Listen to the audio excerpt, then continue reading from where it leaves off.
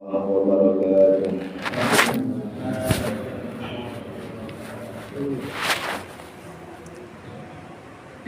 Bismillahirrahmanirrahim. Alhamdulillahirabbil alamin. Wa bihi nasta'inu ala umurid dunya waddin. Wassalatu wassalamu ala asyrafil anbiya'i wal mursalin. Sayyidina wa maulana Muhammadin wa ala alihi wa ashabihi wa dzurriyyatihi ajma'in. Qala rabbi shrah li sadri wa yassir li amri wahlul 'uqdatam min lisani yafqahu qawli. La haula wa la quwwata illa billahil 'aliyyil 'azim. Amma ba'du, hadratul muhtaramin, para kiai, para ustaz, takmir musalla napa niku? Miftahul Ulum, Bustanul Ulum ya. Takmir musalla, nadir musalla Bustanul Ulum, Kampung Kebon Jaya, Kelurahan Kebon Agung, Purworejo, serta para jamaah sedaya, bapak-bapak, ibu-ibu.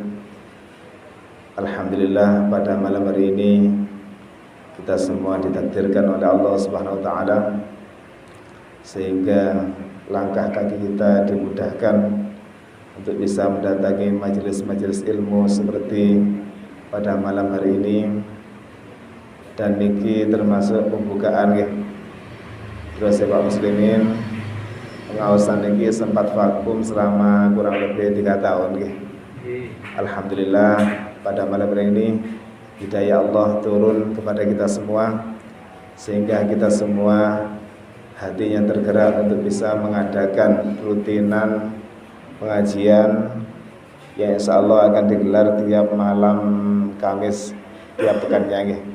Mudah-mudahan niatan kita di awal ini bersamaan dengan turunnya hidayah saking Allah SWT saged istiqomah terus ila yaumil qiyamah. Dalam istiqomah ila yaumil qiyamah itu mungkin nanti ke depan akan diteruskan oleh anak cucu kita semuanya. Amin Allahumma amin. Yang kedua, selawat serta salam marilah kita haturkan kepada junjungan kita Nabi besar Muhammad sallallahu alaihi wasallam yang telah membawa kita semuanya minadz zulumati ilan nur, sehingga kita semua bisa membedakan mana perkara yang hak dan mana perkara yang batil, dan mudah-mudahan yang hak bisa kita laksanakan, yang batil bisa kita jauhi. Amin amin Allahumma amin. Para bapak, para ibu, para rawuh sedaya ingkang mulya, pengaosan iki dalem milih kitab fikih nggih. Terus sing-singen tafsir kersane wonten variasi. Kitab fikih niki termasuk kitab yang penting karena bersentuhan langsung dengan ubudiyah atau ibadah kita tiap-tiap harinya. Di antara tujuan pengawasan yaitu evaluasi. Insya Allah kita mulai kecil ini sudah terbiasa dengan ubudiyah atau ibadah. Contohnya wudu, sholat, siam, bayar zakat, dan lain sebagainya. Atas adanya pengajian seperti pada malam hari ini, niki sifatnya evaluasi. Barangkali ada yang kurang sempurna, monggo saged disempurnakan. Di antara tujuan pengawasan selanjutnya yaitu selain evaluasi, kita juga niat nyambung sanad. Sanad niku napa? Sanad niku yaitu turun temurunnya suatu ilmu di mana sumbernya itu berasal langsung dari Rasulullah SAW. Kita semua yang menjadi umat akhir zaman niki mboten nututi Kanjeng Nabi, otomatis mboten semerap cara ibadahnya Kanjeng Nabi. Padahal kita dituntut untuk niru Kanjeng Nabi, kan ngoten nggih. Dari mana kita bisa meniru? Di zaman Rasulullah masih belum ada video. belum ada rekaman. Ini pentingnya sanad. Sanad itu sambung menyambungnya ilmu dari kita melalui guru-guru kita. Guru kita dari siapa, terus sampai sambung teng Kanjeng Nabi. Makanya tata cara sholat itu ketika diteliti di hadis ini kebetulan, kecuali hadis yang berbunyi shollu kama ra'aitumuni usolli, sholato sira kabeh kaya sira ningali aku sholat, terus Kanjeng Nabi. Berarti yang menjadi saksi sholatnya Kanjeng Nabi adalah para sahabat. Para sahabat menurunkan ke murid-muridnya, teng santri-santrinya, yaitu para tabi'in, terus sampai ke kita. Itu pentingnya sanad. Di samping ada dawuhnya Rasulullah nanti dawuh artosipun ngeten. Semua nasab dan semua sabab nanti di hari kiamat itu akan terputus. Nasab kali sabab semuanya akan terputus kecuali nasabku. Terus Kanjeng Nabi. Kita semua tahu nasab Kanjeng Nabi yaitu yang kita kenal di daerah kita, yaitu para habaib. Itu sambung makin Kanjeng Nabi. Terus kita gimana? Apa tidak ada harapan? Kita kan bukan habaib ya. Irungnya nusewu besek-besek. Habaib kan mancung-mancung ya. Kita masih ada harapan, yaitu dawuhnya Kanjeng Nabi sallallahu berkali dan sababku. Semua nasab dan sabab terputus di hari kiamat. Terus mangke niku jenenge bapak ndak eling anak. Bukan hanya ndak eling, mboten ngakoni anak, mboten ngakoni bojo, mboten ngakoni konco. Napa? Takut dituntut. Karena semuanya main tuntut, kecuali nasabku. Terus Kanjeng Nabi nanti akan kumpul kali Kanjeng Nabi. Yang kedua sababku. Siapa sababku itu? Sababnya Kanjeng Nabi yaitu para ulama-ulama yang mulai zamannya sahabat menurunkan ilmunya ke para tabi'in, terus santri-santrinya terus sampai sekarang, sampai saat ini. Ini hikmah dibalik pentingnya kita mencari ilmu. Jadi ketika kita mencari ilmu, kita harus tahu betul ilmu itu berasal dari mana. Orang yang menyampaikan ilmu itu gurunya siapa, itu harus jelas. Kenapa? Takut sanadnya mboten sambung teng Kanjeng Nabi. Matur muga kula kali banyak saya mangke wonten di hari kiamat niki ada harapan dari sabab yang kedua. Sabab yang pertama nasabnya, yang kedua sabab ini sehingga nanti akan diakui sebagai santri-santri Kanjeng Nabi dan umat Kanjeng Nabi. Amin Allahumma amin. Saderenge kula ngenalaken nabi kula ya. Kula namine Muhammad Sultan Fatoni. Pak Muslimin niki renjak kula niki. Kula daleme wonten ilmu Arab, Pak. Moro sepakula tiang Bonjaya. Mantune Bu Fatimah. Bapak Muhyiddin Tepang. Ndek Lokler ngene. Nggih, insyaallah lek Bonjaya semrap nggih. Kula asline tiang lare napa? Ngempet wis kirim niku. Terus untuk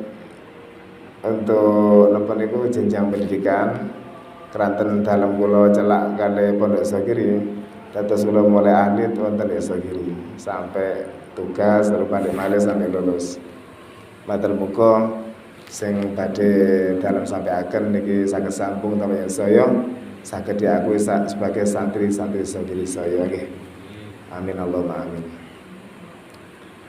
Para sedaya ingkang minulya, saderenge pengaosan dipun melai niki dalam sampai akan dalam mele kitab naminipun Syarah Fathul Qorib Mujib. Terus Pak Ustadz niki paringi sulam mawon. Kalau kuatos terlalu napa? Dados kula ambil tengah-tengah di antara sulam niku wonten Fathul Qorib, wonten Fathul Muin. Dados kula mundhut sing tengah-tengah kerantos sedaya kitab fikih niku menjelaskan tentang caranya toharo, sholat, terus yang 5 yang zakat, yang rukunnya Islam itu ya jumlahnya 5. Semuanya pasti isinya itu. Yang membedakan apa? Yang membedakan perinciannya. Terus ketika dibandingkan perincian antara sulam kali takrib, niki penjabarannya tasik keadaan takrib.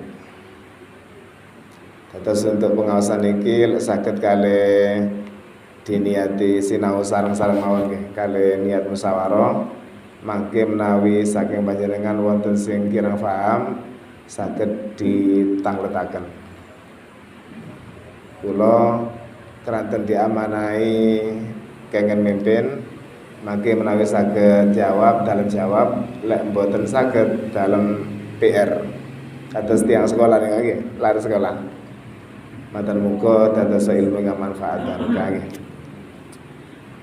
Nomor kali untuk pengawasan dalam arti mencari ilmu niku landasanipun saking dawuh Kanjeng Nabi thalabul ilmi fardhotun ala kulli muslimin wa fi riwayatin wa muslimatin. Matos ilmu niku fardho niku nemen wajibe. Dados niku ndamel lafadz fardhotun, mboten fardhon. Lek fardhon kan wajib nggih. Lek fardhotun niku lek ditingali wonten di ilmu nahwu niku sewot mubalaghah, sewot sing nemen-nemenaken. Berarti lek fardhotun artosipun nemen wajibe. Keranten nemen wajibe berarti orang yang tidak mencari ilmu niku ya apa? Saged dosa nggih. Karena barang wajib lek mboten dilampahi kan apa? Dosa kali. Ala kulli muslimin bagi setiap orang Islam laki-laki wa muslimatin dan orang Islam perempuan. Yang dimaksud ilmu di sini ilmu apa? Ilmu yang ada hubungannya dengan kewajiban kita tiap hari. Apa saja kewajiban kita tiap hari? Di antaranya yaitu sholat dan sesuatu yang ada hubungannya dengan sholat seperti wudu, bersuci dan lain sebagainya. Kita mengetahui segala hukumnya, apa-apa yang diwajibkan untuk kita niki kita ini hukumnya wajib. Kapan wajibnya itu? Sebelum kita balik. Apa ketika kita mencari ilmu kita sudah balik berarti sudah terlambat? Boten enten. Tidak ada kata terlambat dalam mencari ilmu. Keranten wonten hadis kanjeng Nabi malih utlubul ilma minal mahdi ilal lahdi. Tuntutlah ilmu sejak kalian dalam gendongan ibu. Berarti mulai bayi kan dipelajari sembarang kalian nggih. Pelajari nedo, minum, melampang, ngadeg sampai napa dolanan sembarang kalian. Kan itu bagian dari ilmu. Ilal lahdi sampai ke liang ahad. Maksudnya sebelum kita ini meninggal. Berarti kalau melihat itu tidak ada batasan umur dalam mencari ilmu. Terus di antara fadilahnya majlisan seperti pada malam hari ini, itu dalam bersani wonten beberapa kitab di antaranya ada dawuh Kanjeng Nabi, julusuka fi majlisil ilmi khairun min alfi raqatin.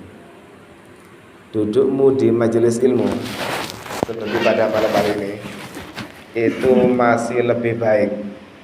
Khairun itu lebih baik, berarti benar sami di atasnya maling ini. Lebih baik dari apa? Min alfi raqatin, daripada kita melaksanakan sholat sunat 1000 rakaat. Nanti panjenengan ngelampaui sholat 1000 rakaat. Betul nate nggih. Sami kula nggih betul nate. Insyaallah menawi dipraktekake mangke matur isa awal Insyaallah buyare sampai mes subuh niku saged nglampahi salat 1000 rakaat. Saking lamine gitu. Ibadah ngelampaui sholat 1000 rakaat itu masih kalah pahalanya dibanding dengan kita datang ke majelis ilmu seperti pada malam hari ini. Lunggu-lungguan, mirengaken tok, tapi pahalanya masih lebih banyak daripada kita melaksanakan sholat 1000 rakaat. Niku fadilah yang pertama. Fadilah yang kedua, masih lebih baik lagi daripada kita mendatangi atau ninjo tiang sakit. 1000 orang sakit.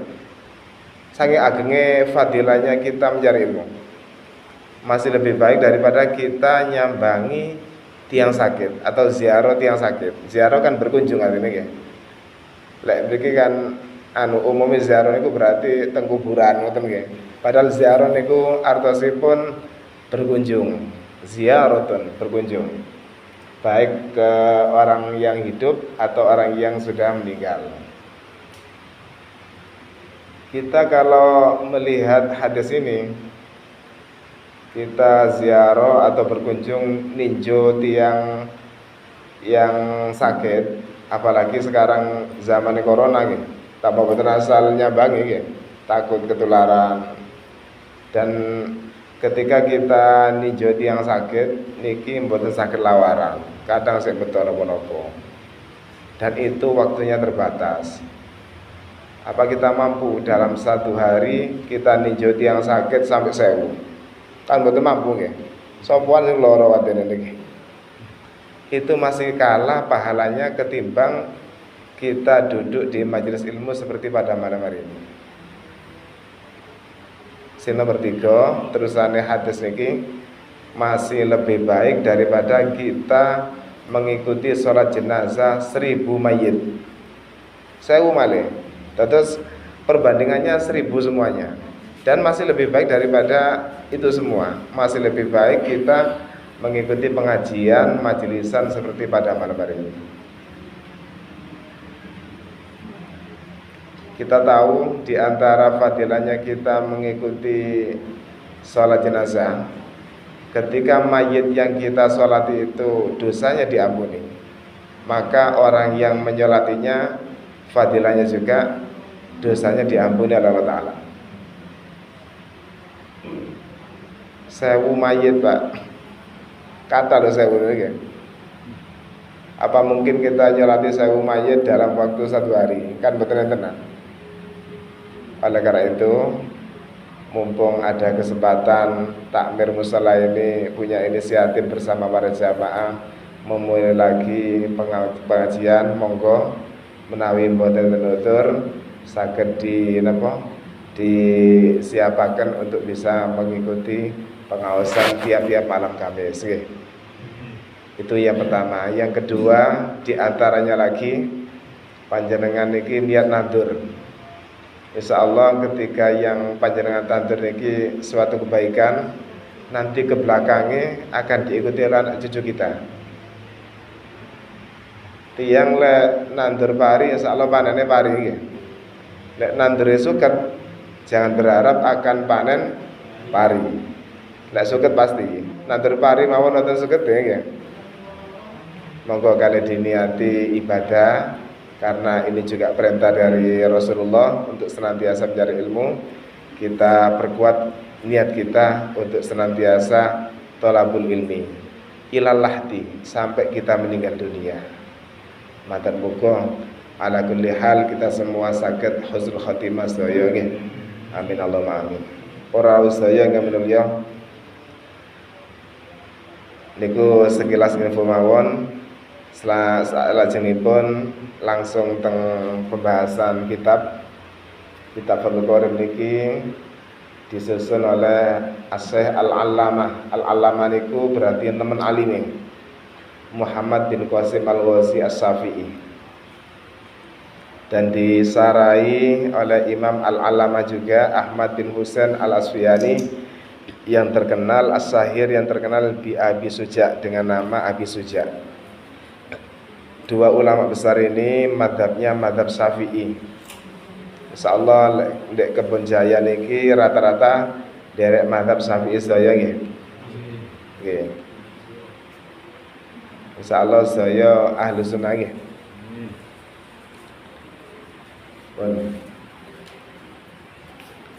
Yang pertama kitab fikih niki jelasaken tentang masalah toharoh. Kitab Ahkamit Toharoti.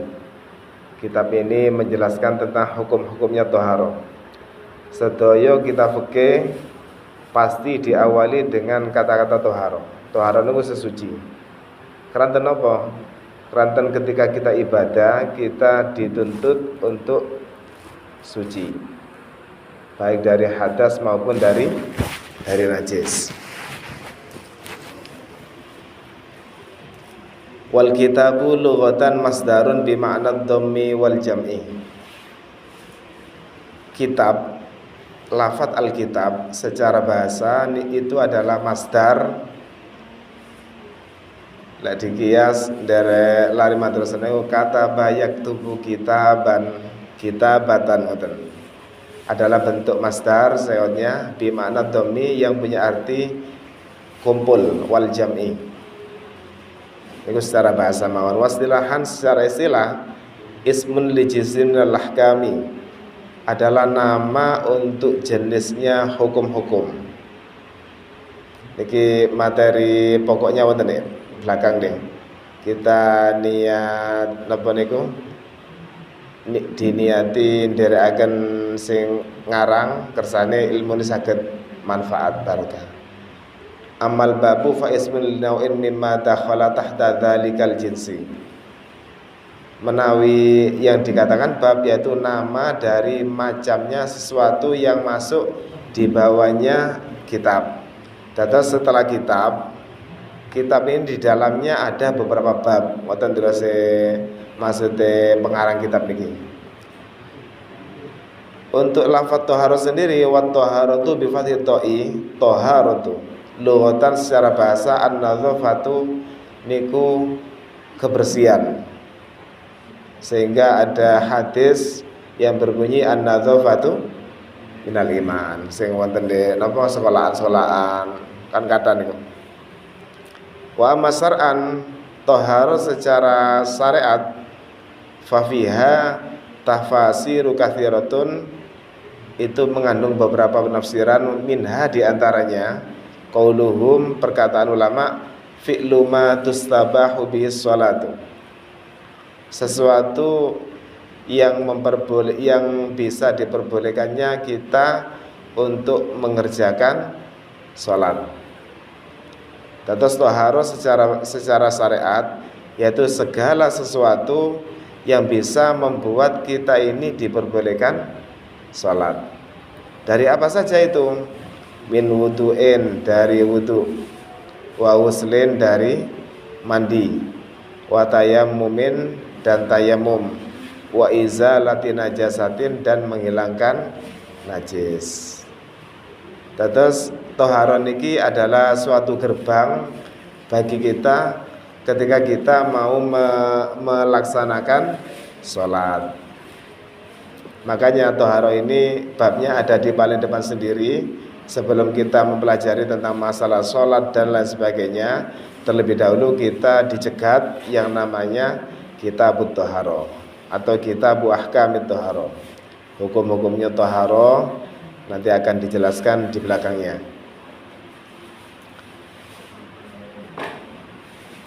Amat tuharotu bidomi. Adapun lafadz toharo ketika toknya dibaca dhamma berarti tuharo. Fa ismun li baqiyatil ma'i adalah nama dari sisanya air. Jadi sisanya air itu bahasa Arabnya tuharo. Walamma kanal ma'u alatan lit toharoti istatradal musannifu li anwa'il miyahi. Ketika air itu menjadi alat untuk bersuci, maka musonef ini berarti yang ngarang kitab ini mulai memperjelas tentang macam-macamnya air. Karena toharo itu caranya dengan air atau alatnya harus pakai air, Maka pengarang kitab ini menjelaskan tentang macam-macamnya air. Faqala Dawud